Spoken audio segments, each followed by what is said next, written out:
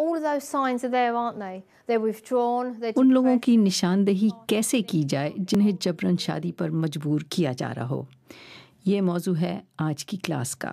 چھٹیوں سے پہلے اس مہم میں تیزی آ رہی ہے کیونکہ چھٹیوں کے دنوں میں ہی جبری شادی کا امکان رہتا ہے۔ Forced marriage can lead to domestic abuse. متاثرین کو گھر میں تشدد یا ریپ کا سامنا ہو سکتا ہے، بدترین حالات میں معاملہ قتل تک پہنچ سکتا ہے، اور اب یہ واضح ہے کہ اسے برداشت نہیں کیا جائے گا۔ امید کیا جا رہا ہے کہ یہ نیا قانون کمزوروں کی مدد کرے گا، جیسے یہ لڑکی جس کے والدین نے جبراً اس کی شادی ایک اجنبی سے کرا دی تھی۔ ان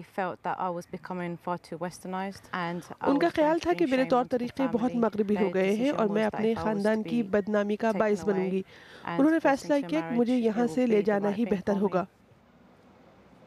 اس لڑکی کی طرح کئی اور لڑکیوں کی بیرون ملک لے جا کر شادی کر دی جاتی ہے، مگر ایسی بہت سی شادیاں یہاں برطانیہ میں بھی چوری چھپے کی جاتی ہیں۔ متاثرین کے ساتھ کام کر کے ہمیں اس بات کا اندازہ ہوا ہے کہ مسئلہ اس طرح ختم نہیں ہوگا۔ اس کے لیے معاشرے میں شعور پیدا کرنا ہوگا اور تعلیم کا سلسلہ جاری رکھنا ہوگا۔ بیشتر لوگوں کا خیال ہے کہ اس قانون کے ساتھ ساتھ لوگوں میں آگہی کی مہم کے ذریعے ہی جبری شادیوں کا خاتمہ کیا جا سکے گا۔